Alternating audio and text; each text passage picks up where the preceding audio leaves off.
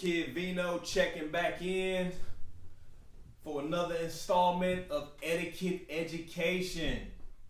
So this week, this is something for everybody. This is something that I've been meaning to talk about, and it's about basically making a reservation in a nice restaurant, in a fine dining restaurant. So first of all, when you call and you make a reservation, first of all, you need a reservation. It's best to have a reservation because some people, they'll do what's called, just a walk in, and you might not get a great table. They might put you in the corner somewhere. They might put you in the seat that, a lot of people don't want to sit at. And I've seen a lot of people come in and they be like, yo, they racist, they prejudiced. They put me in the corner and I'm facing a wall. It's like, bro, did you make a reservation? You feel me? No, you didn't. So you're going to get the table that's available. All of these other tables that you see that are empty in there, because people be like, yo, that table empty, why can't I sit there? It's because somebody has reserved that table for a specific time. These restaurants, they be knowing what they doing, man. All right? But when you make a reservation, you're going to call, you're going to give your name, you're going to give the date of your reservation, you're going to give the time, and how many people are in your party. That's very important. You need to know how many people are in your party because they're going to set aside a table with a specific amount of chairs and a specific amount of space for you. And I've seen too many times where people say, all right, I got a party at 8, and then 13 people show up. Because you like, hey, my homeboy want to come, or this person wants to come, or this couple wants to come, and you didn't let the restaurant know. So now y'all all are cramped in like sardines, and you're really not enjoying your meal.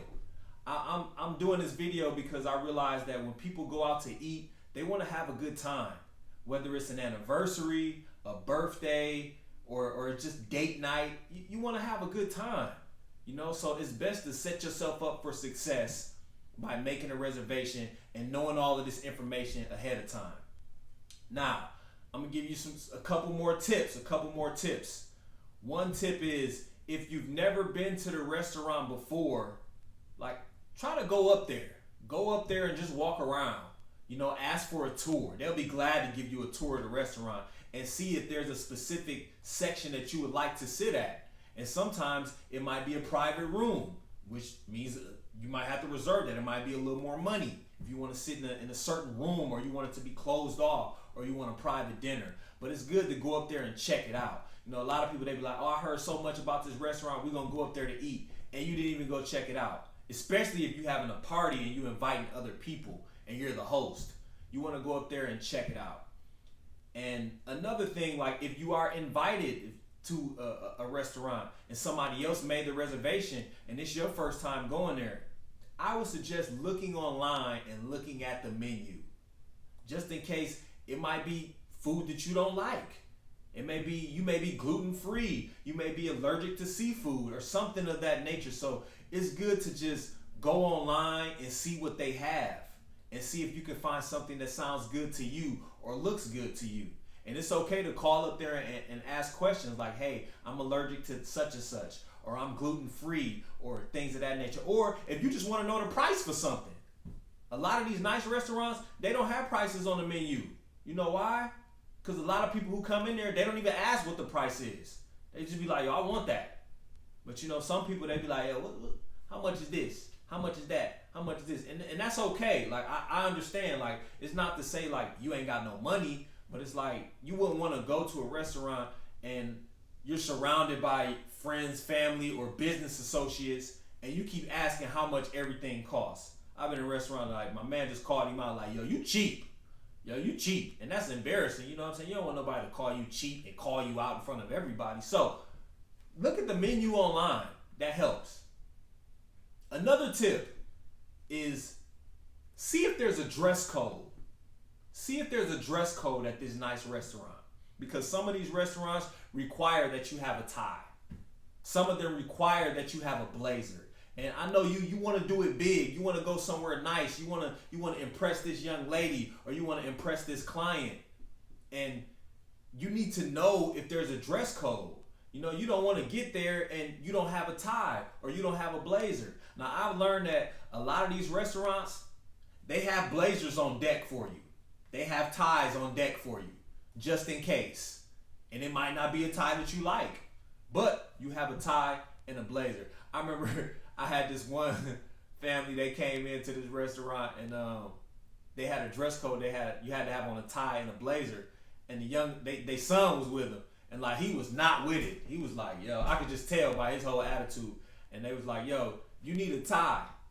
And he reached in his pocket, pulled out a tie, and just threw it off over his shoulder.